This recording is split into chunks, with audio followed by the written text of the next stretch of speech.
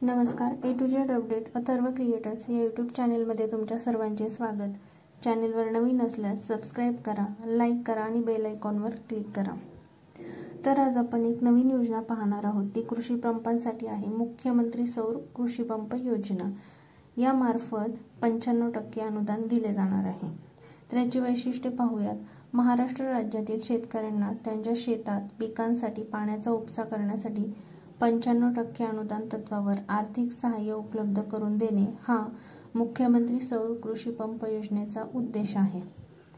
तसेच शेतकऱ्यांना विद्युत पंप तसेच डिझेल पंपापासून मुक्तता देणे, शेतकऱ्यांना विद्युत पंपाच्या बिलापासून व डिझेल पंपांसाठी लागणाऱ्या डिझेल पंपापासून मुक्तता करणे, शेतकऱ्यांना दिवसा सिंचन करणे शक्य व्हावे, पिकांसाठी पाण्याचा उपसा करण्यासाठी शेतकऱ्यांना करावे लागणारे अडचणींपासून सुटका करणे, डिझेल पंपांच्या वापरामुळे होणारे वायू प्रदूषण रोखणे। तर ही योजनेची वैशिष्ट्ये आहेत। तर सौर कृषी पंपाचे वाटप कसे करण्यात येणार आहे? तर पहिल्या टप्प्यात 25,000 सौर कृषी पंप, दुसऱ्या टप्प्यात 50,000 सौर कृषी पंप आणि तिसऱ्या टप्प्यात 25,000 सौर कृषी पंप असं वाटप करण्यात येणार आहे। आता या योजनेचे लाभार्थी कोण? तर अर्जदार शेतकरी हा महाराष्ट्र राज्याचा मूळ रहिवासी असावा। ज्या शेतकऱ्यांच्या शेतात विजेची जोडणी झाली नाही असे शेतकरी, दुर्गम, अतिदुर्गम व आदिवासी भागातील शेतकरी, महावितरणाकडे विद्युत जोडणीसाठी पैसे भरून प्रलंबित असलेले शेतकरी या योजनेसाठी अर्ज करू शकतात।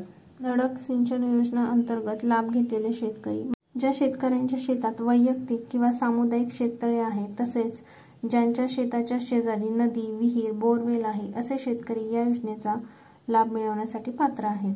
यापूर्वी केंद्र सरकार व राज्य शासनाच्या कुठल्याही योजनेअंतर्गत कृषी पंपाचा लाभ न मिळालेले शेतकरी, वन विभागाचे ना हरकत प्रमाणपत्र मिळत नसल्याने अद्याप विद्युतीकरण न झालेल्या गावातील शेतकरी, शेतात विद्युत पंप तसेच डिझेल पंप बसविण्यासाठी आर्थिकदृष्ट्या सक्षम नसलेले शेतकरी। तर आता पाहूयात या योजनेअंतर्गत किती अनुदान मिळणार आहे। तर मुख्यमंत्री सौर कृषी पंप योजनेअंतर्गत लाभार्थी शेतकऱ्याला शेतात सौर कृषी पंप बसविण्यासाठी कृषी पंपाच्या किमतीच्या 95% रक्कम अनुदान स्वरूपात दिली जाणार आहे। आता आपण पाहणार आहोत या योजनेअंतर्गत लाभार्थ्यांनी किती रक्कम भरवायची आहे। तर सौर पंप योजना महाराष्ट्र 2024 अंतर्गत सामान्य वर्गातील लाभार्थ्यांना सौर कृषी पंपाच्या किमतीच्या 10% रक्कम भरावी लागेल व अनुसूचित जाती जमातीच्या लाभार्थ्यांना सौर कृषी पंपाच्या किमतीच्या 5% रक्कम भरावी लागेल। यासाठीची आवश्यक कागदपत्रे आधार कार्ड, रेशन कार्ड, रहिवासी दाखला, mobile number, email ID, passport आकाराचे फोटो, बँक खात्याचा तपशील, जमिनीचा 7/12 उतारा व 8A, जमिनीत सह हिस्सेदार असल्यास हिस्सेदारांचे ना हरकत प्रमाणपत्र। या योजनेसाठी अर्ज कसा करायचा तर ते पाहूयात। अर्जदाराला सर्वात प्रथम शासनाच्या अधिकृत वेबसाईटवर जावे लागेल। वेबसाईट डिस्क्रिप्शन बॉक्समध्ये दिलेली आहे।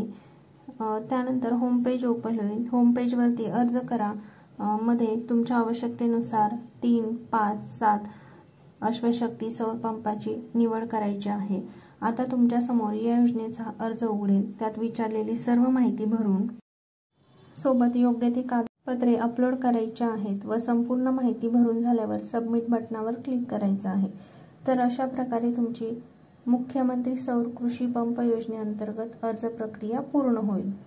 आता अर्ज भरल्यानंतर तो अप्रूव्ह झाला आहे की नाही हे कसं पाहायचं? तर अर्जदाराला सर्वात प्रथम शासनाच्या अधिकृत वेबसाईटवर जावं लागेल। वेबसाईटची लिंक डिस्क्रिप्शन बॉक्समध्ये दिलेली आहे। होम पेजवर अर्जाची स्थितीमध्ये अर्जाची सद्यस्थितीवर क्लिक करावे। आता तुमच्या समोर एक नवीन पेज उघडेल। त्यामध्ये तुम्हाला तुमचा अर्ज क्रमांक टाकून शोधा या बटनावर क्लिक करावे लागेल। आता तुम्हाला तुमच्या स्क्रीनवर तुमच्या अर्जाची सर्व स्थिती दिसेल। अशा प्रकारे तुम्ही तुमच्या अर्जाची स्थिती जाणून घेऊ शकता। ही माहिती जास्तीत जास्त शेतकऱ्यांपर्यंत पोहोचवण्याचा प्रयत्न करा म्हणजे याचा सर्वांना लाभ घेता येईल। आवडल्यास लाईक करा, शेअर करा आणि नवीन अपडेट्ससाठी चॅनेलला सबस्क्राईब करा। धन्यवाद।